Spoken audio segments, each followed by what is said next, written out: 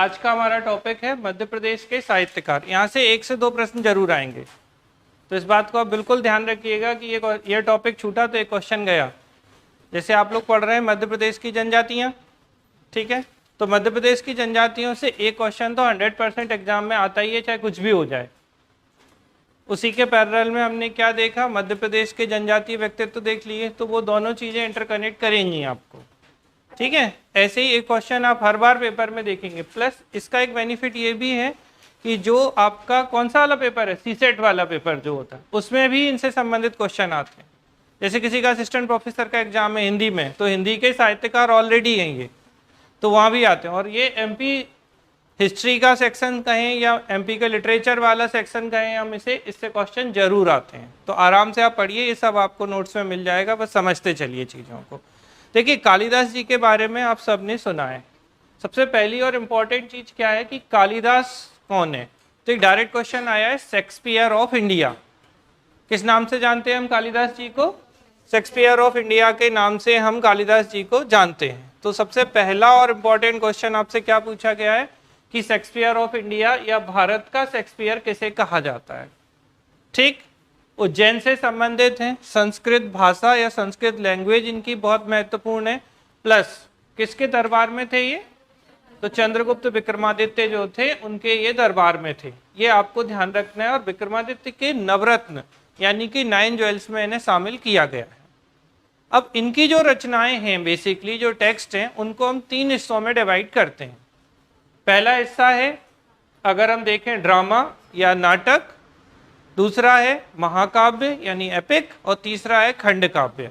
तो ये तीनों, तो यानी कि आप अगर ऐसे देखें, 2 इनके खंड काव्य हैं, ठीक है। नाटक में देखो 3 ही होते हैं, अरे हिंदी में अक्षर देखेंगे तो 3 ही है ना अल्फाबेट। नाटक तो ड्रामा करवा रहे हैं ये, ठीक है, और खंड काव्य 2 और महाकाव्य 2, ठीक है। और इन्हीं से सबसे ज्यादा क्वेश्चन आते हैं। इनके अलावा भी हम कुछ और बातों पे बात कर लेंगे। तो सबसे पहले हम इनके ड्रामा देखते हैं, नाटक कौन कौन से। तो पहला है अभिज्ञान शाकुंतलम, ठीक है। अभिज्ञान शाकुंतलम में क्या देख रहे हैं, एक है शकुंतला और एक है दुष्यंत। आपने सुना होगा महाराज दुष्यंत और शकुंतला की जो प्रेम कहानी है, love story of Maharaja Dushyant and Shakuntala, ये आपकी किस नाटक में है, अभिज्ञान शाकुंतलम जो ड्रामा या नाटक है उसमें बताया गया है, ठीक है। और आप अगर जानते हो तो महाराज दुष्यंत और शकुंतला के ही पुत्र कौन है, भरत, ठीक है। और जो भारत नाम पड़ा है हमारा, वो भरत से भी लिया गया है, ठीक है। फिर है विक्रमोर्वशीयम। तो विक्रमोर्वशीयम जो है एक और नाटक है इनका। यहाँ पर राजा है पुरूरवा और जो उर्वशी हैं इनकी प्रेम कहानी है। अब ये तो शासक है पुरूरवा, लेकिन ये उर्वशी कौन है भाई, तो उर्वशी जो है वो अप्सरा है। आपने अगर सुना हो यक्ष, जैसे एक होते हैं देवता, सुनिए, एक होते हैं भगवान। अंतर पूछ लूंगा तो फिर नहीं बता पाओगे अभी, इसलिए नहीं पूछ रहे हैं। तो एक होते हैं देवता, एक होते हैं यक्ष, एक होते हैं गंधर्व, सुनिए आप सबने ये, और एक होती है अप्सरा, ठीक। तो ये कौन थी, अप्सरा थी। अभी चूंकि साहित्य बड़ा हो जाएगा इसलिए अभी उस पर नहीं जा रहे। तो उर्वशी और पुरूरवा के बीच में जो प्रेम कहानी है वो क्या कहलाती है आपकी, विक्रमोर्वशीयम, ठीक है। फिर इसके बाद आते हैं मालविकाग्निमित्रम, नाम में ही छुपा हुआ है, एक है मालविका और अग्निमित्र। तो बेटा किनके बीच की प्रेम कहानी है, अग्निमित्र और मालविका की प्रेम कहानी क्या कहलाती है आपकी, मालविकाग्निमित्रम कहलाती है। इससे क्वेश्चन जो आता है वो मैं आपको बता देता हूं कि ये जो हैं आपके अग्निमित्र, बेटा अग्निमित्र जो हैं वो शुंग वंश के शासक थे। कौन से डायनेस्टी के, तो आपको ये ध्यान रखना है कि ये जो शुंग वंश है, कौन सा वंश, शुंग वंश। तो शुंग वंश के शासक थे कौन, अग्निमित्र। और ज्यादा अच्छे से बोले तो शुंग वंश के संस्थापक थे पुष्यमित्र शुंग। कौन थे, पुष्यमित्र शुंग। अभी जब हम एमपी की हिस्ट्री पढ़ेंगे, इंडियन हिस्ट्री पढ़ेंगे, तो उसमें ये चीजें आएंगी। पुष्यमित्र शुंग के जो बेटे थे वो अग्निमित्र थे। तो अग्निमित्र और मालविका, इनकी जो लव स्टोरी या प्रेम कहानी है वो कहलाती है मालविकाग्निमित्रम। तो 3 बातें क्लियर हुई। अभिज्ञान शाकुंतलम, अभिज्ञान शाकुंतलम में कौन है, तो महाराजा दुष्यंत और शकुंतला, और इनके बेटे थे भरत। दूसरा क्या है, विक्रमोर्वशीयम, तो राजा पुरुरवा और कौन है यहाँ पे, ठीक है, उर्वशी। इनके बीच की प्रेम कहानी क्या कहलाती है, विक्रमोर्वशीयम। और मालविका अग्निमित्रम में मालविका और अग्निमित्र जो कि शुंग वंश के शासक थे, इनकी प्रेम कहानी है, तो ये कहलाती है मालविका अग्निमित्रम। आई होप तीनों चीजें क्लियर होंगी सभी को, ठीक। तो ये हो जाती है हमारी पहली बात। तो हमने 3 इनके जो ड्रामा या नाटक थे उन पे बात कर ली। अब हम आ जाते हैं एपिक या महाकाव्य पे। तो बेटा जो इनके महाकाव्य हैं, एक है रघुवंशम, आप नाम में ही समझ पा रहे हो, रघुवंशम किसका वंश, ठीक है। तो राजा राम किस वंश से थे, रघुवंश से थे। तो रघुवंश यानी कि राजा दिलीप और अन्य जो वंशज थे इस वंश के, उनके बारे में जानकारी हमें किससे मिलती है, रघुवंशम से मिलती है। देखिए एक और होता है भगवान राम का, अगर हम वंश की बात करें तो इन्हें हम किस वंश का मानते हैं, इक्ष्वाकु वंश। शब्दों पे अब थोड़ा ध्यान देना, कौन सा वंश, इक्ष्वाकु वंश, ठीक है। तो जो भगवान राम थे वो इक्ष्वाकु वंश के क्षत्रिय थे, और इक्ष्वाकु वंश का संबंध जैन धर्म से भी है। तो आपसे ये प्रश्न है हमारा कि जैन धर्म में जो 24 तीर्थंकर हुए हैं, आप जानते हैं 24 तीर्थंकर माने जाते हैं। जैसे जैन धर्म के जो पहले तीर्थंकर हैं वो कौन माने जाते हैं, ऋषभदेव या आदिनाथ। ऐसे ही टोटल 24 तीर्थंकर हुए हैं। तो इनमें से कौन से नंबर के तीर्थंकर हैं जो इक्ष्वाकु वंश के हैं, सही बताना आप लोग। 23rd 23वें तीर्थंकर कौन थे, ठीक है। तो जो पार्श्वनाथ थे, कौन, पार्श्वनाथ, ठीक है। तो पार्श्वनाथ जी जो 23वें नंबर के तीर्थंकर हैं, थोड़ा शब्द पे ध्यान देना, कौन से नंबर के, 23वें तीर्थंकर जो पार्श्वनाथ जी थे वो भी इक्ष्वाकु वंश से संबंधित थे। तो फिर अगला प्रश्न बनता है भाई कि इनके माता पिता का नाम क्या था। पार्श्वनाथ जी, देखो पिता पिता, ठीक है। तो पिता थे इनके अश्वसेन और माता वामा, माता वामा, अरे कितना अच्छा, माता वामा, पिता अश्वसेन। देखिए काशी के शासक थे इनके पिता अश्वसेन, इनकी पत्नी थी वामा, ठीक है। तो इनकी माता का नाम वामा, ठीक है, और पिता अश्वसेन। इनके पुत्र थे कौन, पार्श्वनाथ जी। अब यहां से प्रश्न क्यों ये महत्वपूर्ण है, क्योंकि पार्श्वनाथ जी को ज्ञान प्राप्त कहां हुआ था, इस पे क्वेश्चन आ सकता है क्योंकि ये करंट अफेयर से कनेक्ट होगा। समेध शिखर, और समेध शिखर जो है वर्तमान में गिरिडीह झारखंड में, कहां पर है समेध शिखर, गिरिडीह झारखंड में है। तो आपसे एक और क्वेश्चन पूछा जा सकता है, क्योंकि आपको अगर पता हो तो अभी जैन धर्म के लोगों ने इस चीज का काफी विरोध किया था कि इसे धार्मिक स्थल क्या बना रहे थे, एक पर्यटन स्थल घोषित कर रहे थे समेध शिखर को। तो इसके लिए काफी सारा विवाद क्रिएट हो गया था, या इस पे काफी सारी डिस्कशन होने लगा था। तो समेध शिखर 23वें तीर्थंकर पार्श्वनाथ जी, और यही वो पार्श्वनाथ जी हैं, इन्होंने क्या दिए हैं, 4 जो महाव्रत हैं। शब्दों पे ध्यान दीजिएगा अच्छे से, एक एक क्वेश्चन आपसे एग्जाम में पूछा गया है। सत्य, अहिंसा, अस्तेय और अपरिग्रह। क्या क्या, सत्य, अहिंसा, अस्तेय और अपरिग्रह। ये जो 5 महाव्रत होते हैं उनमें से पहले 4 पार्श्वनाथ जी ने दिए हैं, और 5वां जो महाव्रत है वो क्या है, ब्रह्मचर्य। ये जो 24वें तीर्थंकर थे, कौन थे 24वें, महावीर स्वामी, उन्होंने दिया था। तो ये क्वेश्चन पूछे गए। देखो अब हम कहां से कहां चले गए, रघुवंश यानी भगवान राम के जो वंशज, मतलब पूर्वज थे, वंशज नहीं कहेंगे, रघु, तो बेसिकली महाराजा दिलीप और उनके आसपास के जो वंशज हैं उनसे संबंधित जानकारी हमें रघुवंश में मिलती है। भगवान श्री राम जो हैं वो इक्ष्वाकु वंश से संबंधित रहे हैं, और इक्ष्वाकु वंश से ही संबंधित कौन रहा है, पार्श्वनाथ जी, जो कि 23वें तीर्थंकर थे, जो कि अश्वसेन और महारानी वामा के पुत्र थे, जो कि काशी के शासक थे। और इनको जो ज्ञान प्राप्त हुआ है वो समेत शिखर कहाँ है? गिरिडीह झारखंड में समेत शिखर स्थित है। ठीक, क्लियर है आपको? तो ये एक हो गया महाकाव्य रघुवंशम और दूसरा है कुमार संभवम। देखो बेटा, कुमार संभवम जो है वो शिव पार्वती, भगवान शिव और पार्वती जी के विवाह और कार्तिकेय के जन्म और जो तारकासुर है, सुना होगा आपने अच्छे से नाम, तारकासुर कहते हैं जैसे सामान्य भाषा में आप, तो तारकासुर का जो वध किया गया था या इसकी जो हत्या की गई थी, मारा गया था इसे, उससे संबंधित माना जाता है। कभी अगर बाई चांस इसमें अंदर चले जाएं कि भाई कुमार संभवम में क्या है, तो कुमार संभवम में कौन? भगवान शिव, माता पार्वती, उनके बेटे कार्तिकेय तथा तारकासुर वध की जानकारी हमें किससे मिलती है? कुमार संभवम से मिलती है। मेंस में लिखने में भी काम आएगा, आती है, डायरेक्ट क्वेश्चन आता है आपसे कालिदास के बारे में लिखिए, तो महाकवि कालिदास में 3 हमने नाटक देखे, 2 हमने एपिक या क्या देख लिया, महाकाव्य, और इसके बाद हैं 2 आपके खंड काव्य। तो बेटा जो खंड काव्य हैं उन पे हम लोग अगर बात करें तो एक है मेघदूतम। कौन सा है? मेघदूतम। अब मेघ का मतलब होता है बादल, तो बादल या क्लाउड को दूत बना के भेज दो। समझ में आ रही? तो अपनी प्रिय या प्रिया को बादल के द्वारा संदेश भेजा। ठीक है, ऐसे समझ लो एक लड़का है अपनी गर्लफ्रेंड को मैसेज भेज रहा है, और किससे भेज रहा है? व्हाट्सएप पे नहीं, बादल से। तो ये क्या हो गया आपका? मेघदूतम। और उसके बाद एक और है ऋतु संहार।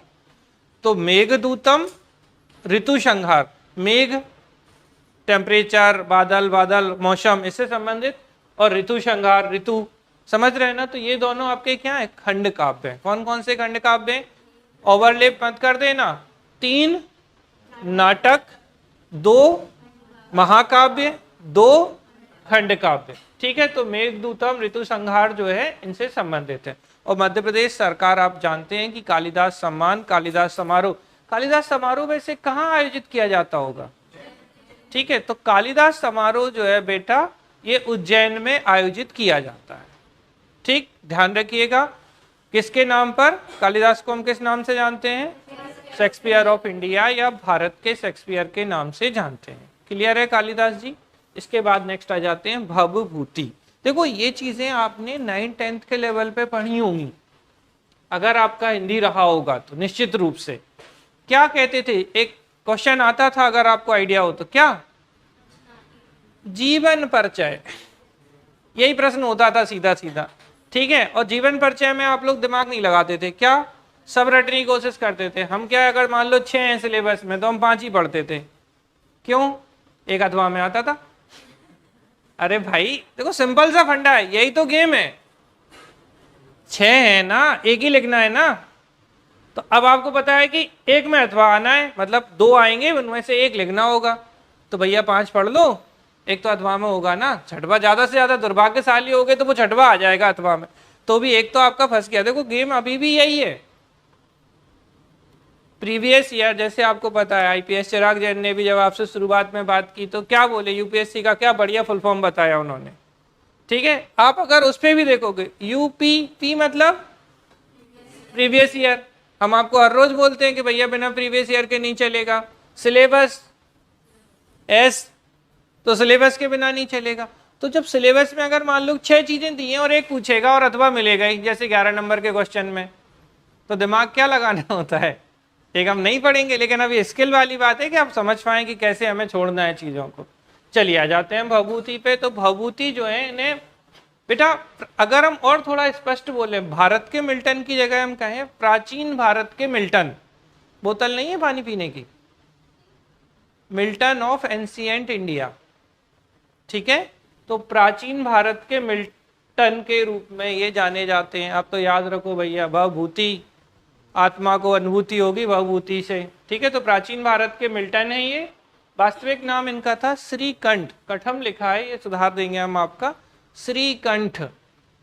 पानी पीने से कंठ को, कंठ समझते हैं ना, गला, ठंडक मिल जाती है। तो भैया श्रीकंठ जो है मिल्टन साहब हैं, पानी पिला रहे हैं मिल्टन की बोतल से, कंठ को ठंडक मिलेगी। तो वास्तविक नाम क्या था इनका? श्रीकंठ था। ये तीनों बहुत आए एग्जाम में, बहुत अच्छे से ध्यान रखना, गलती नहीं होनी चाहिए। एक है मालती माधव, बहुत बढ़िया। मालती फिर से हीरोइन और माधव, ठीक है, तो नायक, इनकी लव स्टोरी। तो मालती माधव की प्रेम कहानी, मालती माधव किसकी है लेकिन अब ये भवभूति। फिर है महावीर चरित, ठीक है, तो महावीर चरित जो है वो वीर रस, रस पढ़े होंगे आप लोगों ने हिंदी में, तो वीर रस जो होता है उससे प्रेरित था महावीर चरित। और तीसरी इंपॉर्टेंट है उत्तर रामचरित। देखो रामचरित मानस अलग है, रामचरित मानस किसकी है, तुलसीदास जी की है, और ये क्या है, उत्तर रामचरित। तो उत्तर रामचरित जो है संस्कृत का पहला दुखांत नाटक है। दुखांत समझते हैं, मतलब जिसका, जैसे एक मूवी आई थी अभी बहुत चली थी, बताओ कौन सी, जिसमें हीरो मर जाता है लास्ट में, अरे जिसके खूब गाने आए हैं, दुनिया भर के गाने चले उसके, हर लड़का लड़की के जवान पे थे बीच में ये गाने। बताओ, बता रही लड़की, सही बता रही, बोलो। हाँ आशिकी, अरे वो हीरो मर जाता है ना उसमें, वो कूद जाता है वो डैम में, कहाँ कूदता है वो लास्ट में, नहीं देखिए आप में से किसी ने? अरे कितने गाने चले भाई उसके। तो ये उत्तर रामचरित जो है वो किसका है, उसका नहीं है, भवभूति का है। इसमें एक्चुअली क्या है कि जो सीता माता हैं, सीता माता वनवास को चली जाती हैं, ठीक है, तो राम जी से विरह हो गया, तो उसमें ये जो दुखांत नाटक के रूप में, मतलब दुखी करने वाली जो कहानी है इसमें मिलती है आपको। तो मालती माधव, महावीर चरित और उत्तर रामचरित किसकी रचनाएं हैं, भवभूति की रचनाएं। और ये क्या कहलाते हैं, प्राचीन भारत के Milton, Milton of ancient India. ठीक है, क्लियर है आप लोगों को। चल इसके बाद आ जाते हैं बाणभट्ट साहब पर। ये बहुत इंपॉर्टेंट, ये ना सिर्फ एमपी की हिस्ट्री, एमपी का साहित्य, ये भारत के इतिहास के लिए बहुत महत्वपूर्ण व्यक्ति हैं बाणभट्ट। देखो बाणभट्ट साहब जो हैं, इनके बारे में पहले मैं बताऊं, बाणभट्ट हर्षवर्धन के दरबारी कवि थे। किसके, हर्षवर्धन। और हर्षवर्धन कौन थे, तो वर्धन वंश या पुष्यभूति वंश के महान शासक थे। देखो आप ऐसे समझो, एक तरफ जहां अशोक को खड़े करते हैं, समझना अच्छे से, किसको, अशोक को, दूसरी तरफ अगर हम देखें तो चंद्रगुप्त द्वितीय, विक्रमादित्य महान शासकों में आते हैं। एक आपके, अगर आपको पता हो, कुषाण वंश के महान शासक कनिष्क आते हैं। उसी कैटेगरी में वर्धन वंश के हर्षवर्धन आते हैं। जैसे कनिष्क के समय में चौथी बौद्ध संगीति हुई है। आप लोग जरूर ये चीज नोट कर लेना कि जो बुद्धिस्ट काउंसिल या बौद्ध संगीति है, इससे प्रश्न हर बार आता है।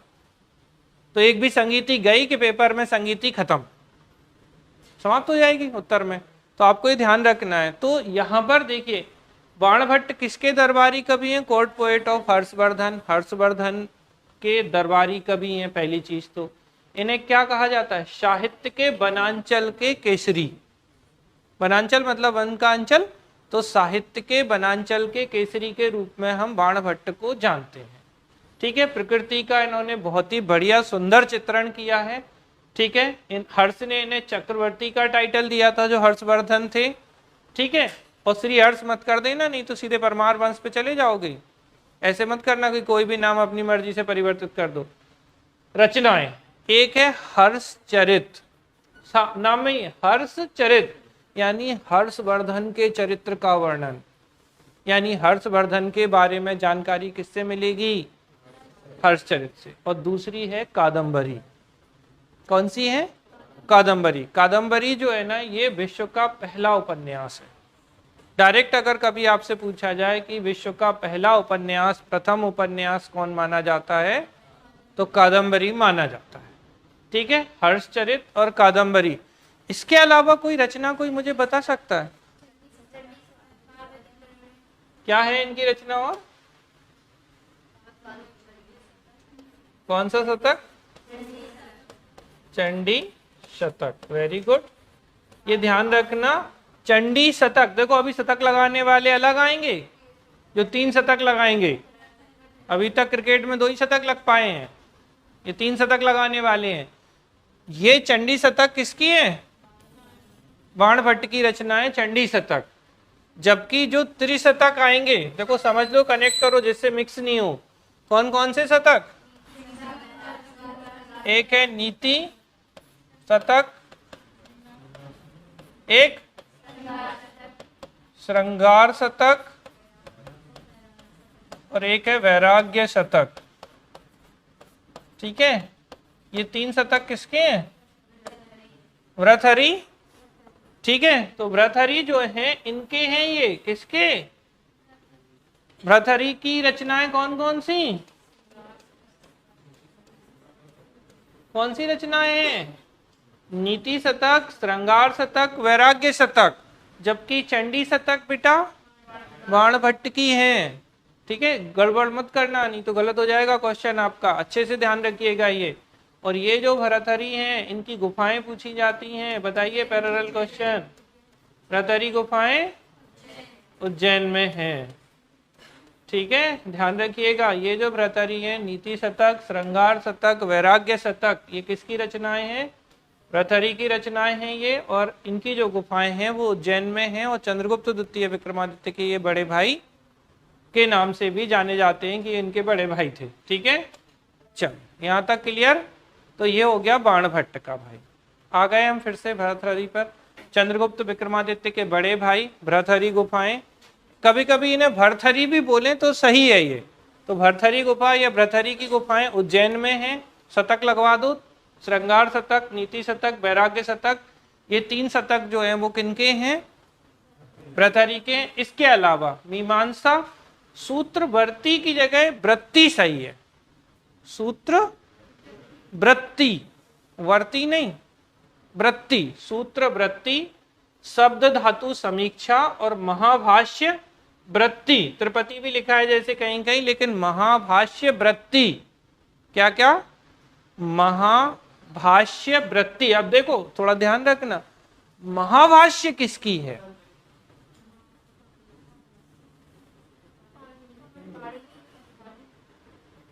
महाभाष्य किसकी है? पाणिनि, पतंजलि। क्या बोलिए फिर से एक बार। महाभाष्य, बस इतना ही बोल। महाभाष्य पाणिनि या पतंजलि? तो अष्टाध्यायी किसकी है फिर? अष्टाध्यायी जो है संस्कृत ग्रामर पर बुक है, पहली संस्कृत ग्रामर पर बुक है अष्टाध्यायी, ये पाणिनि की है।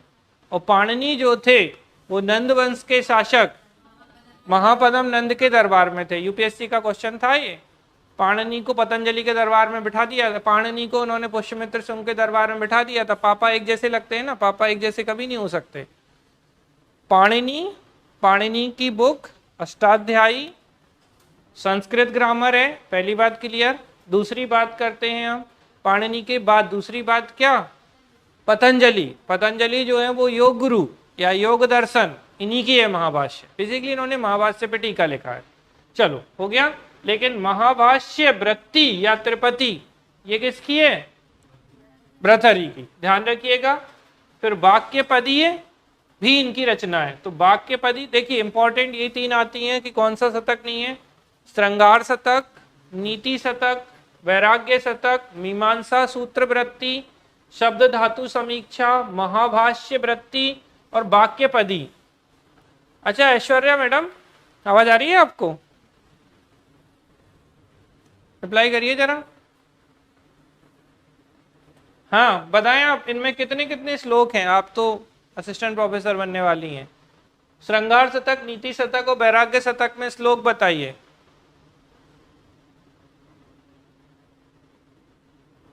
संस्कृत का आइडिया नहीं है, लेकिन ये तो आपके आ सकते हैं ना, इसमें आपके सिलेबस में नहीं आ सकते ये। अच्छा ठीक, भर्तृहरि नहीं है, फिर बढ़िया है, कोई नहीं। चलिए आ जाते हैं नेक्स्ट। राजशेखर। राजशेखर जो थे बेटा, अब थोड़ा ध्यान रखिएगा। अच्छा पहले तो चलो पहला क्वेश्चन है कि राजशेखर किसके दरबार में थे?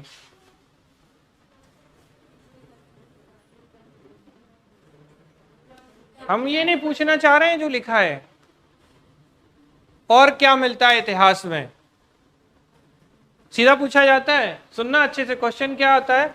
कर्पूर मंजरी और काव्य मीमांसा के लेखक या राइटर राजशेखर किसके दरबार में थे और किस वंश से संबंधित थे? वो शासक।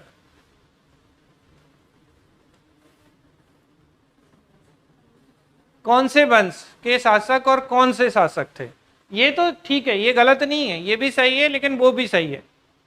और अगर ये बता रहे हो तो मैं फिर पूछूंगा कि युवराज देव प्रथम ने क्या बनवाया, चलो बताओ। अच्छा, जो लोग बोल रहे थे वो बोल रहे हैं, आप जल्दी बोलो फटाफट, क्वेश्चन समझे, दोनों क्वेश्चन पहले क्लियर करें, क्या पूछना चाह रहे। देखो समझना अच्छे से, प्रश्न सुनना पहले अच्छे से। ये जो त्रिपुरी है, त्रिपुरी यानी जबलपुर, त्रिपुरी त्रिपुर सुंदरी मंदिर, जबलपुर सब जानते हैं मध्य प्रदेश में है, कि कल्चरी वंश के जो शासक हैं युवराज देव प्रथम, इनके दरबार में थे, इसमें कोई दो राय नहीं है। कौन से वंश के शासक, कल्चरी वंश के। देखो कल्चरी वंश की अलग अलग शाखाएं हैं, ठीक है।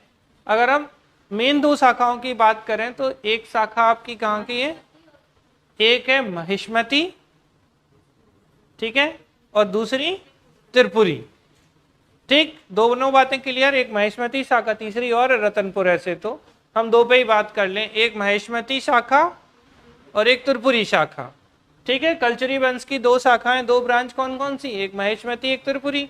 अब ये त्रिपुरी की जो कल्चरी वंश है उसके शासक हैं युवराज देव प्रथम। कौन है, युवराज देव प्रथम के दरबार में थे, अच्छे से ध्यान रखना है ये। और इनकी रचनाएं क्या है, काव्य मीमांसा, कर्पूर मंजरी। कर्पूर मंजरी में कल्चरी वंश का वर्णन मिलता है कि जो कल्चरी डायनेस्टी। अब जैसे क्वेश्चन क्या बन सकता है, किस रचना में कल्चरी वंश से संबंधित जानकारी मिलती है। जैसे एक एग्जाम्पल बताता हूं मैं, इतिहास में क्वेश्चन पूछा गया है कि निम्न में से कौन सी रचनाओं से परमार वंश की जानकारी मिलती है। आ चुका है ऑलरेडी आपके प्रीवियस ईयर में, ठीक है। उसमें एक ऑप्शन था नवशाह शांक चरित, सुना है आपने, नवशाह शांक चरित किसकी रचना है, किसकी है, पद्मगुप्त के, परमार वंश की जानकारी देता है। फिर एक बार पूछा था, अभिलेख दे दिए थे कि किस वंश से संबंधित हैं, ठीक है। तो थोड़ा सा आपको यह ध्यान रखना है। ऐसे ही कभी कर्पूर मंजरी अगर आ जाएगा कि कल्चरी वंश के शासन, देखो लास्ट ईयर क्वेश्चन पूछा गया था कल्चरी वंश से, अगर आप ध्यान देंगे तो लास्ट ईयर क्या क्वेश्चन था, कोई बता सकता है कल्चरी डायनेस्टी से संबंधित, प्रयास करो। देखो ऐसे नहीं चलता है जीवन,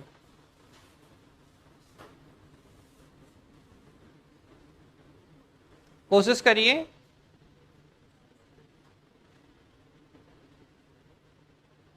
कोई नहीं, बताना अब होमवर्क है। चलो आपको लास्ट ईयर का प्रीलिम्स का पेपर था जिसमें, चलो मैं बता देता हूं, अलबरूनी सही आंसर था, अब बता दो।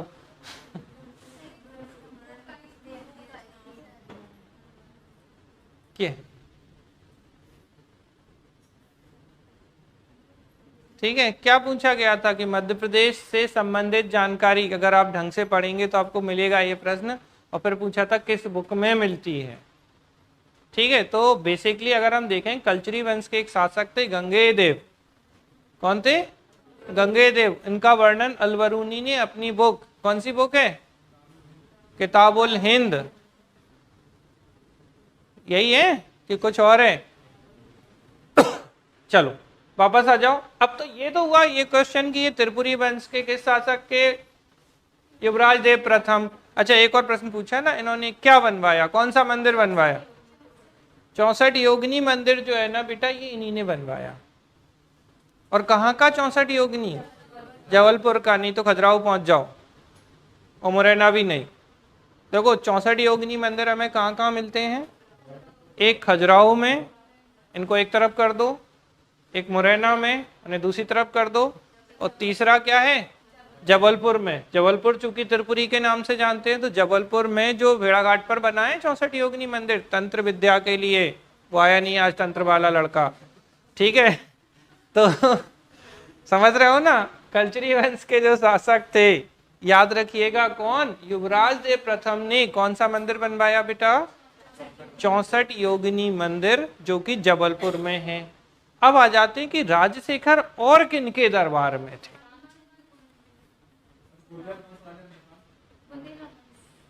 गुर्जर प्रतिहार वंश के, बोलो सही बोल रहा हूं, महिपाल।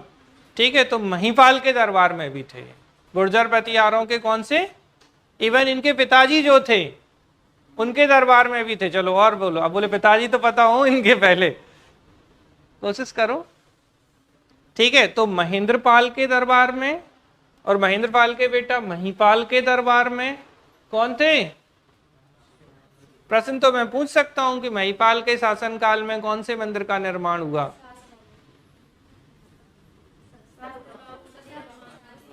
कि तेली का मंदिर? तेली का मंदिर कि सास बहू मंदिर?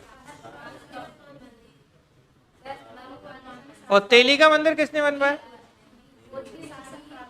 मिहिर भोज के शासनकाल में तेली का मंदिर। और सहस्त्रबाहु या सास बहू मंदिर ग्वालियर का, ये महिपाल थे। देखो अब कनेक्ट करो चीजों को, अगर कनेक्ट करोगे तो याद रहेंगी। क्या बोला, दोबारा से बोल रहा हूं। राजशेखर जो थे बेटा, ये जो राजशेखर थे, एक तो किसके समय में? युवराज देव प्रथम, जो कि कलचुरी वंश के शासक हैं। इसके अलावा अगर हम देखें, क्या महिपाल, कौन से पाल? महिपाल। और इनके पिता महेंद्रपाल, ये दोनों लोग किससे हैं? ये पहले इससे, फिर इनके बाद इनका बेटा गुर्जर प्रतिहार। जो गुर्जर प्रतिहार वंश है उसके शासक हैं। इनके दरबार में भी थे राजशेखर। ये ध्यान रखना अच्छे से, बहुत बार आया है कर्पूर मंजरी, काव्य मीमांसा, बहुत बहुत इंपॉर्टेंट। देखो अब बाल रामायण, कौन सी रामायण? अभी हमने देखा था उत्तर रामचरित, किसकी थी? भवभूति की उत्तर रामचरित, बाल रामायण। ठीक है, राजशेखर। और रामचरित मानस तुलसीदास। ठीक है, भगवान राम कंफ्यूज कर सकते हैं आपको, वो नहीं कर रहे कंफ्यूज, आप हो सकते हैं कंफ्यूज, इसलिए ध्यान रखिएगा। बाल रामायण, राजशेखर, उत्तर रामचरित, भवभूति, रामचरित मानस, तुलसीदास जी। अभी और आएंगी बहुत सारी, एक एक करके चलते हैं। तो ये हमारे बेटा कौन से थे? तो एंशिएंट इंडिया या प्राचीन भारत के जो इतिहासकार थे ये हो जाते हैं आपके। बताइए जल्दी जल्दी नाम। एक थे कालिदास जी, दूसरे बताते जाओ ना, भर्तृहरि और भवभूति और बाणभट्ट और राजशेखर। अब प्रश्न क्या बन सकता है, कौन प्राचीन भारत के साहित्यकार नहीं है? घुसा देगा इतिहास में ले जाके आपको। तो अगर आपने ये ध्यान नहीं रखा, देखो सिंपल है, कुछ नहीं, बहुत सीधे सीधे बोलूं। कालिदास जी किनके दरबार में? चंद्रगुप्त द्वितीय विक्रमादित्य के नवरत्न। और गुप्त वंश जो है वो प्राचीन भारत का है। और आप जानते हैं कि क्या बोलते हैं उसे, हम गुप्त काल को क्या बोलते हैं? गोल्डन पीरियड ऑफ इंडिया, या गोल्डन पीरियड, सही बोलें तो golden period of ancient India, प्राचीन भारत का स्वर्ण काल। प्राचीन भारत हो गया, समझ में आ रही है बात? हर्षवर्धन के दरबारी कौन? बाणभट्ट। हर्षवर्धन पुष्यभूति या वर्धन वंश के, ये प्राचीन भारत का वंश। कलचुरी वंश, लिंक चली गई।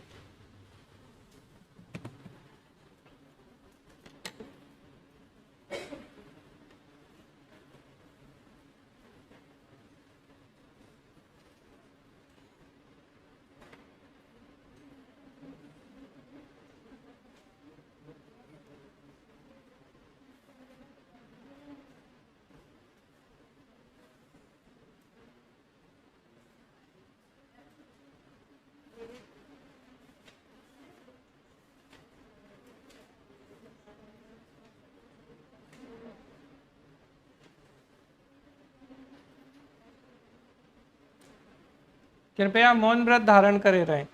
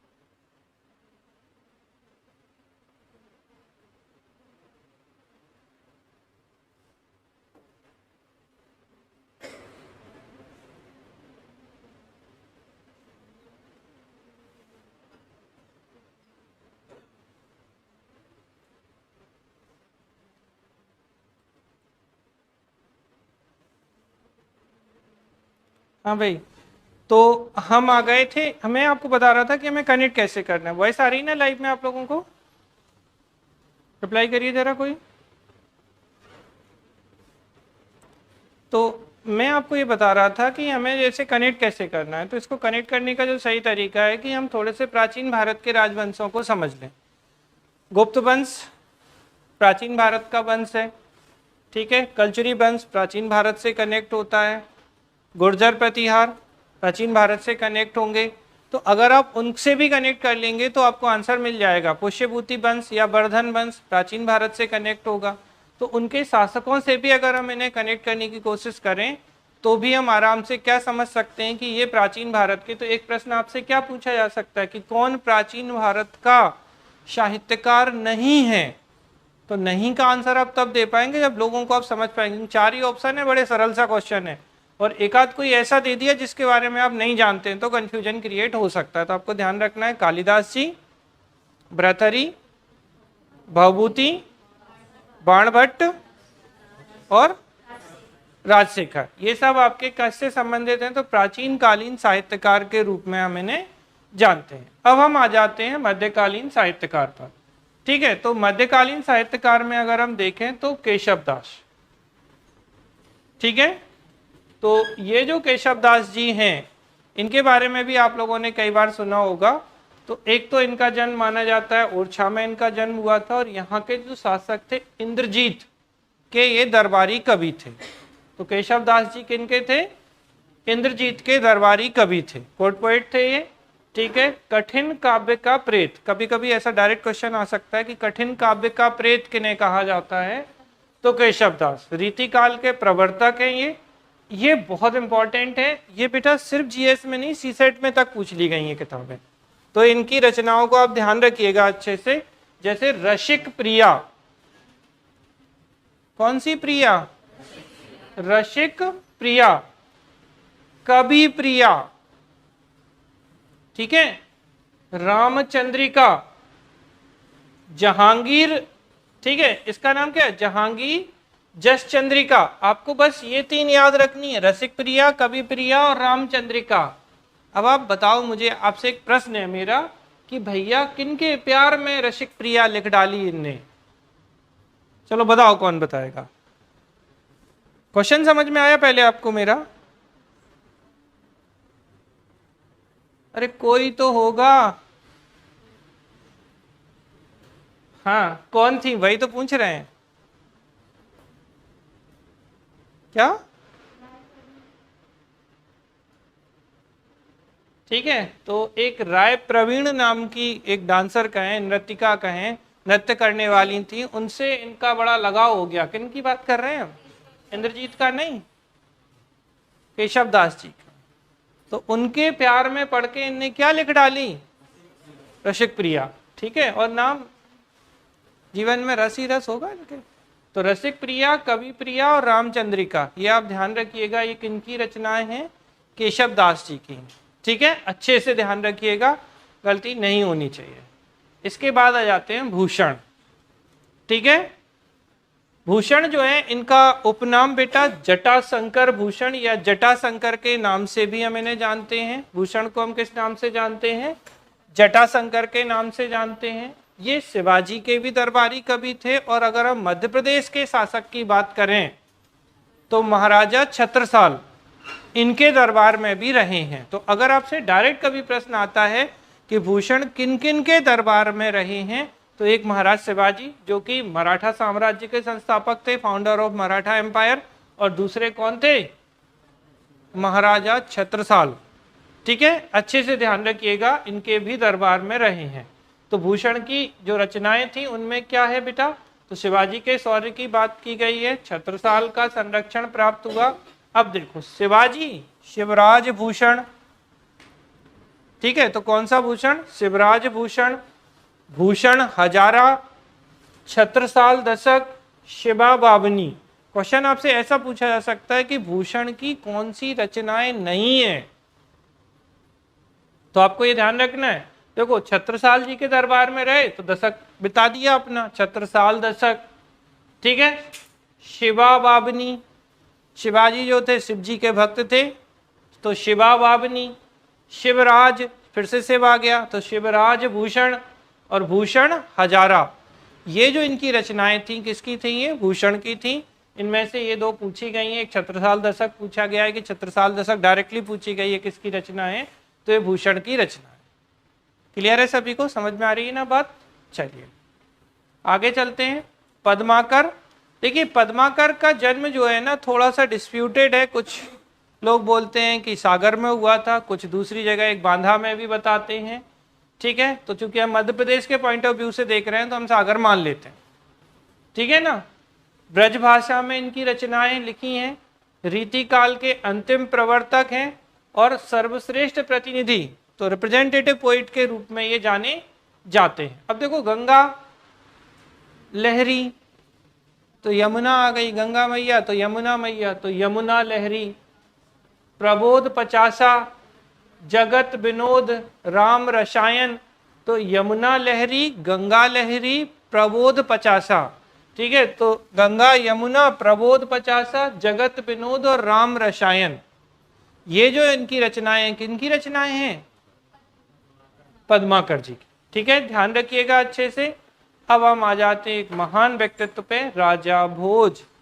देखो कभी भी आधुनिक भारत के मत बना देना। तो राजा भोज जो हैं वो किस वंश के शासक थे? तो राजा भोज धार में जो परमार वंश था, कौन सा वंश? परमार वंश था, उसके महान शासक थे राजा भोज। ना ये खुद विद्वान थे, इवन इनके दरबार में बहुत सारे स्कॉलर या विद्वान, हालांकि ऐसा तक कहा गया है कि इनके दरबार में 500 विद्वान रहा करते थे। समझ में आ रहा है ना। तो विद्वानों के महान संरक्षक के रूप में ये जाने जाते हैं।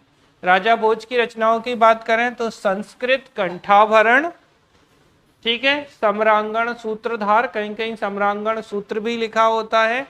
ठीक है, योग वृत्ति, विद्या विनोद।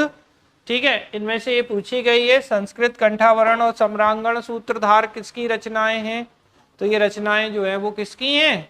राजा भोज की रचनाएं हैं। अच्छा, एक प्रश्न है मेरा यहाँ पे, बताइएगा राजा भोज को किसने पराजित किया था?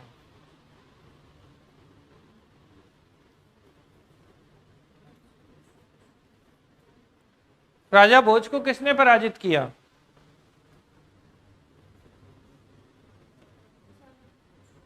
चलो कल्चरी वंश के थे।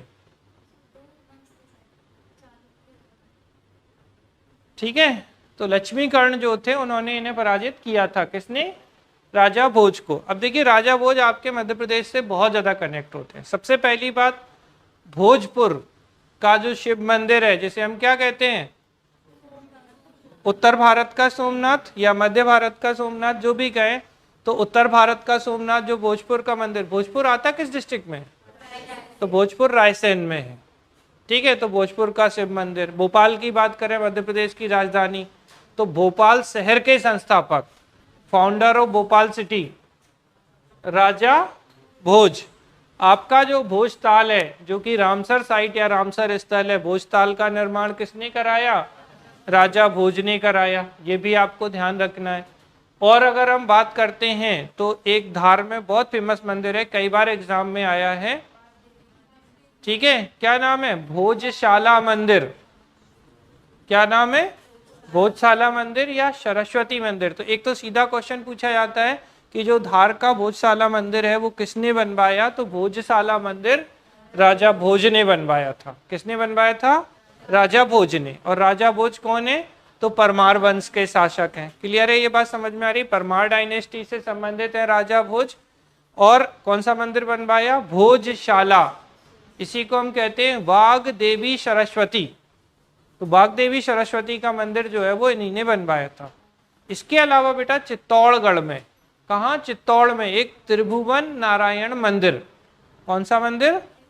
त्रिभुवन नारायण मंदिर। ये क्वेश्चन भी पूछा गया है कि त्रिभुवन नारायण मंदिर किसने बनवाया? राजा भोज ने बनवाया। ठीक है, भोजशाला मंदिर धार का किसने बनवाया? राजा भोज ने बनवाया। भोजपुर का मंदिर किसने बनवाया? राजा भोज ने बनवाया। भोपाल का भोजताल किसने बनवाया? राजा भोज ने बनवाया। भोज, ठीक है ना, भोपाल के संस्थापक या भोपाल शहर के संस्थापक, राज्य के नहीं, भोपाल राज्य तो दोस्त मोहम्मद खां है, तो भोपाल शहर जो है उसके संस्थापक भी राजा भोज माने जाते हैं। और राजा भोज जो थे बेटा अपने पिता, इनके पिता का नाम कोई बता सकता है? सिंधुराज, ठीक है, इनके पिता का नाम था सिंधुराज। तो सिंधुराज से उतने प्रेरित नहीं थे ये। इनके जो चाचा थे नाम जानते हैं आप लोग? इनका नाम है मुंजराज, क्या मुंजराज या बागपति मुंज, नाम पे ध्यान देना, मुंजराज। क्या बोला मैंने? इन्हें हम मुंज कहें या मुंजराज कहें, एक। दूसरा हम इन्हें किस नाम से जानते हैं? बागपति मुंज के नाम से जानते हैं, जाए सॉरी मुंज। तो बागपति मुंज, और एक इन्होंने टाइटल लिया था पृथ्वी वल्लभ। क्या नाम? कभी आ जाएगा एग्जाम में। तो मुंजराज, बागपति मुंज, पृथ्वी वल्लभ, ये तीनों नाम किनके हैं? राजा भोज के जो चाचा जी थे। हम ऐसे भी कह सकते हैं कि पहले मुंज शासक थे, मुंज के बाद कौन बने? सिंधुराज बने, और सिंधुराज के बाद राजा भोज बने। ठीक है, थोड़ा ध्यान रखिएगा अच्छे से। तो ये जो मुंजराज थे ये या बागपति मुंज जो थे, ये भी जैसे राजा भोज विद्वान व्यक्ति थे, ये भी विद्वान व्यक्ति और विद्वानों को संरक्षण देने वाले होते थे। और इन्होंने लगातार तैलब से युद्ध किया था। ठीक है, याद रखिएगा अच्छे से। जैसे आपने सुना, एक कहावत सुनी होगी, कहाँ राजा भोज कहाँ गंगू तेली। तो ये जो गंगू तेली है ये कौन है? ये तैलब के ऊपर ही कहा गया है। ठीक है, ध्यान रखिएगा अच्छे से। चूंकि इस नाम से, पृथ्वी वल्लभ नाम से बेटा सोनी टीवी पे सीरियल आने लगा था। पृथ्वी वल्लभ के नाम से तो कभी आ सकता है आपसे एग्जाम में कि पृथ्वी वल्लभ कौन है। तो पृथ्वी वल्लभ बेसिकली इनकी उपाधि या टाइटल थे। ये किस वंश के शासक हैं? परमार वंश के महान शासकों में इनकी गिनती होती है। सर्वाधिक महान तो राजा भोज को ही माना जाता है। ठीक है, ध्यान रखेंगे अच्छे से, कोई कंफ्यूजन किसी को? तो ये राजा भोज हो जाते हैं, आपको अच्छे से ध्यान रखना है। अब हम आ जाते हैं आधुनिक यानी कि मॉडर्न जो साहित्यकार हैं, उनमें है माखन लाल चतुर्वेदी। कौन से चतुर्वेदी जी? माखन लाल चतुर्वेदी, बाबई, जिसे आज हम क्या कहने लगे हैं? अब इन्हीं माखन लाल चतुर्वेदी जी के नाम पर इसे माखन नगर के नाम से जानते हैं। किस नाम से जानते हैं हम? बाबई, जिसका नाम माखन नगर है। ठीक है, होशंगाबाद, जो कि वर्तमान में अब क्या है नाम? नर्मदापुरम।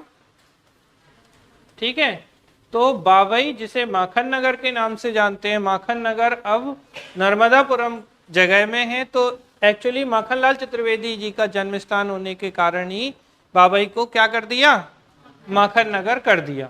और ये एक भारतीय आत्मा या भारतीय आत्मा के नाम से प्रसिद्ध है। तो डायरेक्ट क्वेश्चन भी पूछा जाता है कि एक भारतीय आत्मा या भारतीय आत्मा के नाम से किन्हें जानते हैं? तो माखनलाल चतुर्वेदी जी को जानते हैं। अब आप अच्छे से जानते हैं कसाई खाना आंदोलन, हाँ जी, कब हुआ था? 1920 में। 1920 में हुआ था कसाई खाना आंदोलन।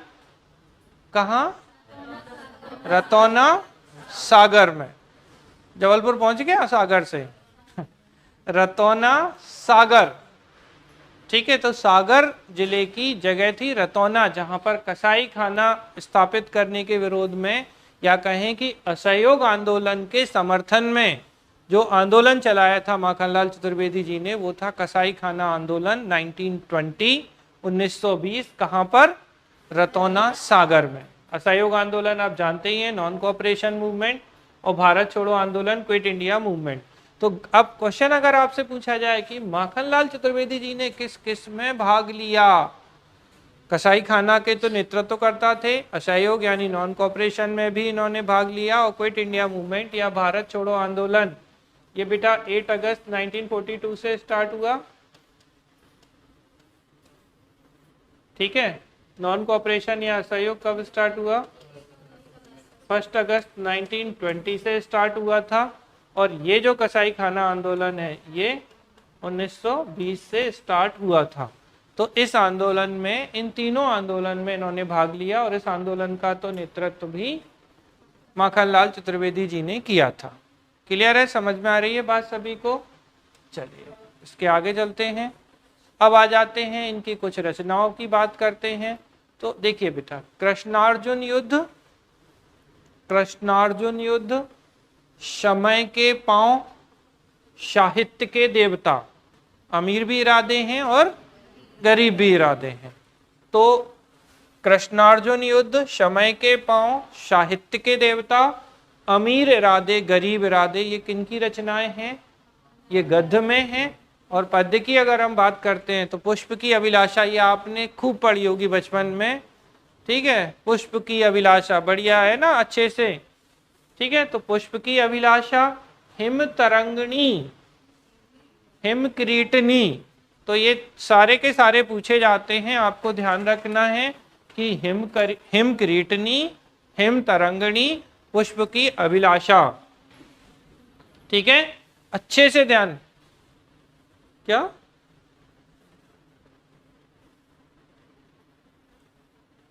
ठीक, बिल्कुल। तो आपको ये ध्यान रखना है, पुष्प की अभिलाषा, हिम तरंगिणी, हिम किरीटनी, किसकी रचनाएं ये सब? माखनलाल चतुर्वेदी। और अगर हम देखें अन्य रचनाओं में, समर्पण, ध्यान रखिएगा, मरण ज्वार, माता, ये भी इन्हीं की रचनाएं हैं। तो समर्पण, मरण ज्वार, माता, इनकी रचनाएं हैं, अच्छे से ध्यान रखना है। पत्रकारिता के क्षेत्र में माखनलाल चतुर्वेदी पुरस्कार शुरू हो चुका है 1991 से। इसके अलावा राष्ट्रीय स्तर पर आपको पता है कि माखनलाल चतुर्वेदी राष्ट्रीय पत्रकारिता विश्वविद्यालय भोपाल में ही है, ठीक है। तो ये भोपाल में स्थित है। अब याद करो, कर्मवीर हमने आपको बताया था, कर्मवीर पत्रिका जो थी या समाचार पत्र जो था, इसका प्रकाशन किस दौरान किया है इन्होंने? तो जो कसाई खाना आंदोलन अभी हमने पढ़ा यहाँ पर 1920, उस दौरान इन्होंने कर्मवीर का प्रकाशन किया था। तो डायरेक्ट पूछा गया था कि कर्मवीर का पब्लिकेशन किसने किया? तो कर्मवीर माखनलाल चतुर्वेदी जी ने, जिन्हें हम एक भारतीय आत्मा के नाम से जानते हैं। इन्होंने कसाई खाना आंदोलन शुरू किया था 1920 में। असहयोग आंदोलन जो 1 अगस्त 1920 को हुआ था, उसमें भी भाग लिया था। और क्विट इंडिया मूवमेंट यानी भारत छोड़ो आंदोलन जो 8 अगस्त 1942 को शुरू हुआ था, उसमें भी इन्होंने भाग लिया था, ठीक है। अच्छे से ध्यान रखिएगा। इनकी रचनाएं, कृष्णार्जुन युद्ध, समय के पांव, साहित्य के देवता, अमीर इरादे गरीब इरादे, पुष्प की अभिलाषा, हिम तरंगिणी, हिम किरीटनी, समर्पण, ठीक है, मरण ज्वार, माता। और इसके अलावा इनके जो पब्लिकेशन अगर हम देखते हैं समाचार पत्र में, एक कर्मवीर और प्रभा, इनका संपादन जो है वो इन्होंने किया है, ठीक, ध्यान रखेंगे अच्छे से। तो ये हो जाते हैं हमारे माखनलाल चतुर्वेदी जी। जन्म कहाँ हुआ था? माखन नगर, जो कि बाबई कहलाता था पहले। बाबई, होशंगाबाद कहते थे उस समय हम इसे, अब बाबई को माखन नगर और होशंगाबाद को नर्मदापुरम के रूप में हम जानते हैं। अब आ जाते हैं गजानन माधव मुक्तिबोध। ये बहुत बहुत इंपॉर्टेंट है, ये सीधा बहुत बार पूछा गया है। चांद का मुंह टेढ़ा, तो गजानन माधव मुक्तिबोध बोलते थे चांद का जो मुंह है वो टेढ़ा है। प्रश्न ये है, चांद का मुंह कैसा होता है, टेढ़ा है कि सीधा, बात की बात है। जन्म श्योपुर, डायरेक्ट क्वेश्चन ये भी पूछा। अब जैसे कभी कभार ऐसे क्वेश्चन पूछे जाते हैं, किस साहित्यकार का जन्म मध्य प्रदेश में नहीं हुआ? बाबई में कौन? माखनलाल चतुर्वेदी। अब आ जाते हैं, हम किसकी बात कर रहे हैं? गजानन माधव मुक्तिबोध। श्योपुर मध्य प्रदेश में इनका जन्म हुआ है। प्रगतिशील कविता और नई कविता के बीच सेतु, मतलब ब्रिज के रूप में। तो प्रोग्रेसिव और न्यू के बीच में ये कैसे थे? एक ब्रिज के रूप में काम कर रहे थे। उपन्यास में देखें विपात्र, इंपॉर्टेंट है। कविता में हम देखें चांद का मुंह टेढ़ा, ये आप लोगों ने कई बार सुनी होगी। भूरी भूरी खाक धूल। कहानी सतह से उठता आदमी और काठ का सपना। तो कहानी कैसी है? काठ का सपना, काठ समझते हैं, लकड़ी को बोलते हैं। तो काठ का सपना, समय से उठता आदमी। और एक इन्होंने आलोचनात्मक मतलब क्रिटिकल पॉइंट ऑफ व्यू से लिखा था कामायनी एक पुनर्विचार। शब्द पे ध्यान दीजिएगा, कामायनी जयशंकर प्रसाद की है भाई। कामायनी किसकी है? जयशंकर प्रसाद की। और कामायनी एक पुनर्विचार आलोचनात्मक लेख है किनका? गजानन माधव मुक्तिबोध, जो चांद का मुंह टेढ़ा कर रहे थे वही थे कामायनी एक पुनर्विचार वाले। ठीक है, ध्यान रखेंगे अच्छे से। एक बार फिर से देख लेते हैं। श्योपुर में इनका जन्म हुआ। प्रगतिशील और नई कविता के बीच में ब्रिज या सेतु के रूप में काम करते हैं। विपात्र इनका उपन्यास है। चांद का मुंह टेढ़ा इनकी रचना है। भूरी भूरी खाक धूल, सतह से उठता आदमी, काट का सपना और कामायनी एक पुनर्विचार, इनके लिए हम इन्हें जानते हैं। अब आ जाते हैं सुभद्रा कुमारी चौहान। ये भी बहुत इंपॉर्टेंट है। उत्तर प्रदेश में इनका जन्म माना जाता है। कर्मस्थल मतलब इन्होंने जहां काम किया तो मध्य प्रदेश के खंडवा में। पहला प्रश्न मेरा ये, सुभद्रा कुमारी कौन सा पीठ है इनका?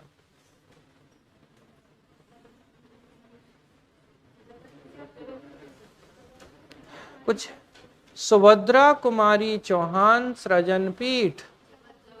तो मैंने आपको बताया है कि सृजन पीठ से भी लगभग हर साल एक प्रश्न आता है एग्जाम में।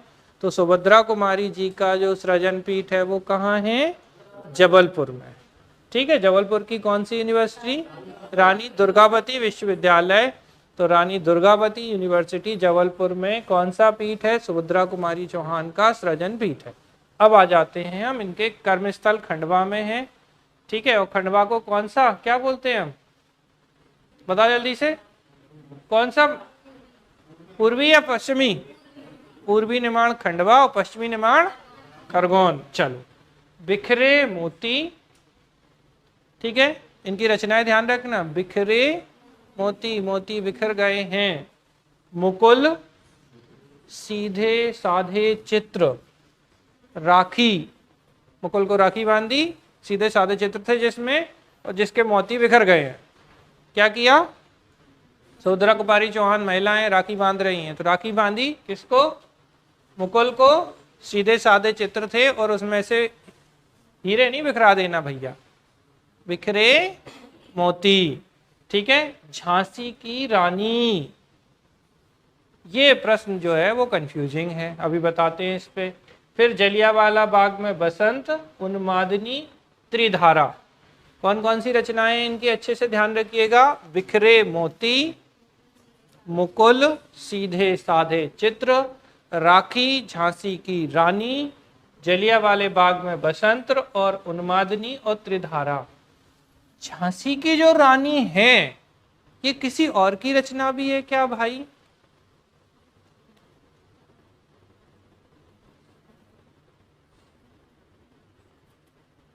झांसी की रानी किसी और कवि की रचना भी है? हाँ या ना, बस एक ही जवाब,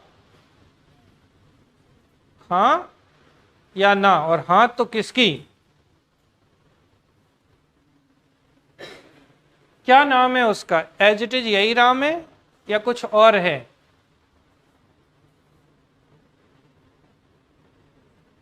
झांसी की रानी किसकी? वृंदावन लाल वर्मा। कभी ऐसा नहीं हो दो ऑप्शन आ जाए, झांसी की रानी किसकी रचना है? पहला ऑप्शन सुभद्रा कुमारी चौहान, नीचे हम देख ही नहीं रहे, सी ऑप्शन में और भी दोनों। तो वृंदावन लाल वर्मा और सुभद्रा कुमारी चौहान, याद रखेंगे अच्छे से। तो ये हो जाती है सुभद्रा कुमारी चौहान। अब आ जाते हैं बाल कृष्ण शर्मा नवीन पर। तो ये जो नवीन जी थे ये भी बहुत महत्वपूर्ण व्यक्ति हैं बेटा। शाजापुर, शाजापुर आप जानते हैं, शाजापुर से एक नई डिस्ट्रिक्ट बनी है आगर मालवा 2000 कब? 16 अगस्त 2013। शब्दों पे ध्यान दीजिएगा प्लीज। शाजापुर से कौन सा जिला बना? आगर मालवा 16 अगस्त 2013 को। ये कौन से नंबर का जिला था? तो ये मध्य प्रदेश का 51वां नंबर का डिस्ट्रिक्ट था आगर मालवा, जो कि शाजापुर से 16 अगस्त 2013 को अलग होकर बना है। एक तो बेटा ये राजभाषा आयोग के सदस्य थे। किसके सदस्य थे? राजभाषा आयोग। ठीक है, हिंदी को राजभाषा बनाने में इनका महत्वपूर्ण योगदान माना जाता है।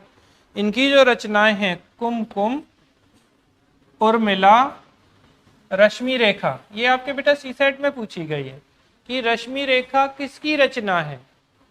रश्मि रेखा बालकृष्ण शर्मा नवीन की है। अपलक भी है, उर्मिला भी है, कुमकुम भी है, रश्मि रेखा पूछी गई है। ध्यान रखना, हिमकिरीटनी, हिमतरंगिणी किसकी थी? माखनलाल चतुर्वेदी की। ऐसी रश्मि रेखा वहीं आ जाती है। और एक व्यक्ति थे जिन्हें अभी प्यार मोहब्बत हो गई थी कवि साहब को, उनकी रचनाएं क्या हैं? रसिक प्रिया, रामचंद्रिका। समझ रहे ना? तो रसिक प्रिया और रश्मि रेखा, देखो समझना, नहीं तो गलती हो जाएगी आपको। क्या बोल रहे हैं? रश्मि रेखा और एक है रसिक प्रिया। ठीक है, और कौन सी प्रिया? कवि प्रिया और रामचंद्रिका, और पता चले उसी में रश्मि रेखा। तो भैया ये रेखा खींच रहे हैं। ऐसे ही गलत होता है क्वेश्चन, आप समझ जाइए अच्छे से। अगर आपने नहीं ध्यान दिया तो कब रश्मि रेखा आप किनसे खिंचवा देंगे? कौन थे? केशवदास जी। तो जो कवि केशवदास जी थे वो रसिक व्यक्ति थे। ठीक है, और जो बालकृष्ण शर्मा नवीन हैं, इन्होंने नवीन रश्मि रेखा खींची है। ठीक है, तो रेखा कौन खींच रहा है? बालकृष्ण शर्मा नवीन, ध्यान रखिएगा। जबकि केशवदास जी की रसिक प्रिया और कौन सी प्रिया? कवि प्रिया और रामचंद्रिका। ध्यान रखना, ये गड़बड़ मत करना, नहीं तो सब मटिया मेट हो जाएगा आपका। तो रश्मि रेखा, और ऑप्शन पहले नंबर पे क्या मिलता है? केशवदास। और पता है याद क्या आता है? बोले रसिक प्रिया, कवि प्रिया, रामचंद्रिका और रश्मि रेखा। ऐड कर दिया आपने, रश्मि रेखा नहीं चाहिए। ये ध्यान रखना, मैं आपको 3 बार रिपीट कर चुका हूं। अब भी गलत कर दोगे तो रो दोगे पेपर में जाके। तो ये ध्यान रखिएगा अच्छे से, ये नहीं चाहिए। ये नवीन है भाई। कौन है ये? बालकृष्ण शर्मा नवीन, साजापुर वाले हैं, रेखा को साझा कर रहे हैं। और रेखा किसके साथ साझा हो रही है? तो साजापुर और आगर मालवा के बीच। मतलब मैं ऐसे याद रख सकता हूं। अरे क्वेश्चन याद रखिएगा। ऐसी बंद कर दें, लीजिए कर दिया बंद। और पंखा बंद कर दें, और कर लो, कर दें। चलो हो गया यहाँ तक।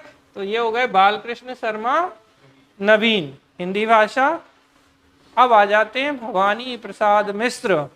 देखिए ये जो भवानी प्रसाद मिश्र साहब हैं, ये व्यंग करेंगे। व्यंग समझते हो ना? ठीक है, कमेंट करे कोई आप पे। ठीक है, होशंगाबाद के पिपरिया गांव में वर्धा आश्रम इनका कर्मस्थल है। वर्धा महाराष्ट्र वाला। गांधी जी से अत्यंत प्रभावित थे ये, बहुत इन्फ्लुएंस थे गांधी जी से। गीत फरोश, कौन से फरोश? गीत फरोश, खुशबू के शिलालेख, त्रिकाल संध्या। तो भवानी, याद रखिएगा भवानी प्रसाद मिश्र की। भवानी जी क्या कर रहे हैं? गीत फरोश, खुशबू के शिलालेख और त्रिकाल संध्या जो है वो किनकी है? भवानी प्रसाद मिश्र की है। होशंगाबाद से इनका जन्म माना जाता है। इनके बारे में आपने खूब सुना होगा, हरि शंकर परसाई जी। ठीक है, ये आपके हिंदी में 9th 10th में अगर आपने हिंदी पढ़ी होगी तो निश्चित रूप से आपको इनमें देखा होगा। तो होशंगाबाद शहर से संबंधित माने जाते हैं, व्यंग्यकार हैं। निबंध, भूत के पांव पीछे, भूत के पांव ही नहीं होते, पीछे आगे क्या करेंगे? भूत के पांव पीछे, पगडंडियों का जमाना, बेईमानी की परत, ये बहुत आती है। रानी नागफनी की कहानी किसकी है? हरि शंकर परसाई, रानी नागफनी की कहानी पढ़ी होगी आई थिंक आप लोगों ने। ठीक है, तो रानी नागफनी की कहानी। और फिर इसके बाद हंसते भी हैं, रोते हैं। रो भाई, जैसे उनके दिन फिर जाएं, और जिसके दिन फिरेंगे वो हंसेगा और रोएगा कि हंसूं कि रोऊं। ठीक है, भोलाराम है ही, तो भोलाराम की जीत हुई, जैसे उनके दिन फिर गए थे और हंसते हैं रोते हैं। समाचार पत्र इनका क्या है, वसुधा और प्रहरी जो था इनका समाचार पत्र था। ठीक है, तो वसुधा प्रहरी हंसते हैं रोते हैं, ध्यान रखिएगा अच्छे से। और इम्पोर्टेंट क्या थी, रानी नागफनी की कहानी, किसकी, हरिशंकर परसाई जी की। अब आ जाते हैं शरद जोशी। तो शरद जोशी क्या है, ये भी भयंकर हैं। उज्जैन में इनका जन्म हुआ था, नई दुनिया में निबंध लेखन का कार्य करते थे, फिर किसी बहाने से लिख डालेंगे निबंध, अरे नई दुनिया है ना, फिर किसी बहाने से राह किनारे बैठ जीप पर सवार इल्लियां और परिक्रमा। जीप पर इल्ली आ गई है आपकी, जीप कौन सी जीप, गाड़ी वाली कि जीप वाली, जीव नहीं है, टंग नहीं है ये, जीप पर सवार इल्लियां परिक्रमा लगा रही हैं, किनारे बैठे थे, और फिर किसी बहाने से, तो फिर किसी बहाने से राह किनारे बैठ गए, जीप पर इल्लियां सवार थीं, परिक्रमा लगा रही थी। किसकी रचनाएं हैं ये, शरद जोशी से। ये अपने कमेंट के लिए बहुत जाने जाते थे, शरद जोशी भैया अच्छा बयान करते थे। और इनकी कहानी क्या है, तो तिलिस्म जो है इनकी कहानी थी। मुल्ला रमूजी, ये भोपाल के हैं भैया, उर्दू साहित्यकार हैं ये, उर्दू के, गुलाबी उर्दू, ठंड वाली उर्दू नहीं, तो गुलाबी ठंड, ऐसी गुलाबी उर्दू के जनक शैली के रूप में जाने जाते। औरत जात, भोपाल में खूब इस्तेमाल होता है ये शब्द, औरत जात समझती नहीं है, ठीक है ना। लाठी और भैंस, अंगूरा और मुसाफिर खाना, औरत जात, अंगूरा, मुसाफिर खाना, लाठी और भैंस, ठीक है, ध्यान रखिएगा। औरत जात, लाठी और भैंस। लाठी और भैंस का किस्सा सुना है आप लोगों ने, क्या होता है, भैंस के आगे बीन बजाने से कुछ नहीं होता, जब तक उसे हट हट हट हट ऐसे नहीं बोलते हैं, ऐसे। औरत जात, लाठी और भैंस, अंगूरा, मुसाफिर खाना, ये किसकी रचनाएं हैं, मुल्ला रमूजी की। ध्यान रखिएगा, गुलाबी उर्दू शैली के जनक के रूप में ये जाने जाते हैं। कवि प्रदीप, उज्जैन में जन्म हुआ था, ये मेरे वतन के लोगों खूब सुना होगा आपने, ठीक है। तो ये इनका है। गिरजा कुमार माथुर, बेटा ये जो गिरजा कुमार माथुर थे अशोकनगर जिले से संबंधित हैं। नाश और निर्माण, मंजीर, मंदार इनकी रचना है। तो नाश और निर्माण, गिरजा, गिर गया तो नाश ही होगा, फिर निर्माण करो, फिर मंजीर और फिर मंदार, ठीक है। चंद्रकांत देवताले, बैतूल से संबंधित है। दीवारों पर खून है इनके भाई, किनकी दीवारों पे खून है, चंद्रकांत, आपने सुना है, चंद्रकांता सुना है, किसका है, चंद्रकांता बुक सुनिए। चंद्रकांता जो रचना है किसकी है, देवकी नंदन खत्री। अच्छा, चंद्रकांता नाटक किसने देखा भाई, बस एक ही है, दो, बहुत बढ़िया नाटक है, उसमें एक बहुत बढ़िया किरदार हुआ करता था, एक इनका हीरो चंद्रकांता का, और एक कोई क्रूर सिंह था ना, जिसने देखा होगा उसे याद होगा, है ना। हाँ, बैतूल से संबंधित हैं ये, चंद्रकांता नहीं है ये, कांत हैं। और चंद्रकांता किसका है, देवकी नंदन खत्री का। चंद्रकांत देवताले बैतूल से संबंधित है। इनकी दीवारों पर खून है, पत्थर की बेंच है इनकी, उजाड़ का संग्रहालय। अब क्या है, उजाड़ दिया संग्रहालय, पत्थर की बेंच ही बचेगी, फिर दीवारों पे खून होगा, ठीक है। तो ध्यान रखिएगा अच्छे से। नरेश मेहता, नरेश मेहता बेटा जो है शाजापुर से संबंधित है। कृति और चौथा संसार नामक हिंदी दैनिक का संपादक।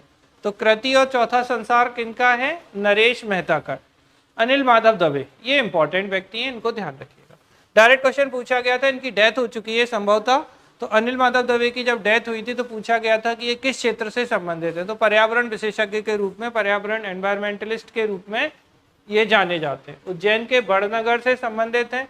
मध्य प्रदेश के राज्यसभा के सांसद भी रहे हैं ये। नर्मदा समग्र भी एक बार किसी एग्जाम में पूछी गई है कि नर्मदा समग्र किसकी बुक है। तो नर्मदा समग्र किसकी है बेटा, अनिल माधव दवे की। नर्मदा समग्र अनिल माधव दवे। शिवाजी व स्वराज इन्हीं की है। रोटी और कमल की कहानी 1857 इन्हीं की है। तो रोटी और कमल की कहानी, शिवाजी और स्वराज, और नर्मदा समग्र, ये बहुत इंपॉर्टेंट है। आप अच्छे से ध्यान रखिएगा कि नर्मदा समग्र अनिल माधव दवे की रचना है। तो अनिल माधव दवे जो है इनकी रचना क्या है, नर्मदा समग्र। ठीक है, शिवाजी और स्वराज, रोटी और कमल की कहानी। द्वारका प्रसाद मिश्र, एक मिश्र कौन से पढ़े अभी हमने, भवानी प्रसाद मिश्र। अब ये कौन है भाई, ये मुख्यमंत्री हैं द्वारका प्रसाद मिश्र, मध्य प्रदेश के पूर्व मुख्यमंत्री रहे हैं। लिविंग इन एरा आत्मकथा है और कृष्णायन, तो आपको ध्यान रखना है लिविंग इन एरा और दूसरी कृष्णायन जो है वो किसकी रचना है, द्वारिका प्रसाद मिश्र की, जो मध्य प्रदेश के चीफ मिनिस्टर भी रहे हैं। बाल कवि बैरागी, बाल कवि बैरागी मंदसौर से थे और दो टूक बाल कवि हैं, दो टूक कह दिया भैया, बोले सुन लो समझ लो जो भी समझना है। अटल बिहारी वाजपेयी, बहुत बहुत इंपॉर्टेंट पर्सनैलिटी मध्य प्रदेश के। अच्छा, मध्य प्रदेश से और कोई प्रधानमंत्री बना है क्या के अलावा, सोच लो। ग्वालियर इनका जन्म स्थान है। रचनाएं, मेरी 51 कविताएं, कई बार एग्जाम में पूछी गई हैं। मेरी 51 कविताएं, संसद में 3 दशक, रंग रंग हिंदू मेरा परिचय, ये दोनों एग्जाम में आ चुकी हैं। संसद में 3 दशक किनकी है और मेरी 51 कविताएं किसकी रचनाएं हैं, तो अटल बिहारी वाजपेयी जी जो हैं इनकी रचनाएं जो हैं वो मानी जाती हैं। इसके बाद अगर हम बेसिकली वो रग रग हिंदू बोलेंगे तो ज़्यादा अच्छा है, रंग नहीं है वो, रग रग, ठीक है ना। कामता प्रसाद गुरु सागर जिले से संबंधित हैं, हिंदी के व्याकरणाचार्य थे। हिंदुस्तानी शिष्टाचार, पार्वती और यशोदा, ये कोई नहीं पूछा अभी तक कामता प्रसाद गुरु से, लेकिन फिर भी आप थोड़ा ध्यान रखिएगा। हिंदुस्तान का जो शिष्टाचार है और पार्वती जो है, मेरी 51 कविताएं आ चुकी हैं, ध्यान रखिएगा। संसद के 3 दशक आ चुकी हैं, ध्यान रखिएगा। किसकी थी, मध्य प्रदेश के से संबंधित जो भूतपूर्व प्रधानमंत्री थे हमारे श्री अटल बिहारी वाजपेयी जी। और अटल बिहारी वाजपेयी जी के जन्म दिवस को हम किस रूप में मनाते हैं, ठीक है, तो सुशासन दिवस या गुड गवर्नेंस डे के रूप में भी हम इन्हें जानते हैं। हरिकृष्ण देवसरे सतना से संबंधित थे, बाल साहित्यकार थे। अच्छा, एक और चीज मैं आपको बता दूं इनसे संबंधित, अटल बिहारी वाजपेयी से संबंधित, कि जो अटल बिहारी वाजपेयी जी हैं ये ग्वालियर से संबंधित थे। हिंदी में भाषण देने वाले प्रधानमंत्री के रूप में भी हम इन्हें जानते हैं। तो संयुक्त राष्ट्र महासभा जो है, यूएन जनरल असेंबली में हिंदी में भाषण देने वाले प्रधानमंत्री भी थे। हिंदी में भाषण देने वाली पहली महिला नहीं है ये आ चुका है एग्जाम में ऑलरेडी। कौन थी, ठीक है, श्रीमती विजयलक्ष्मी पंडित, जो थी हिंदी में भाषण देने वाली थी संयुक्त राष्ट्र महासभा में, श्रीमती विजयलक्ष्मी पंडित। और हिंदी में भाषण देने वाले पहले प्रधानमंत्री श्री अटल बिहारी वाजपेयी जी, ठीक है, ध्यान रखिएगा अच्छे से। और अटल बिहारी वाजपेयी जी के ही समय में हमारा शक्ति 98, जानते हैं शक्ति 98 क्या है, परमाणु परीक्षण जो हुआ था शक्ति 98, वो इन्हीं के समय में हुआ था। ठीक है, तो ये हो जाता है आपका यहाँ तक का।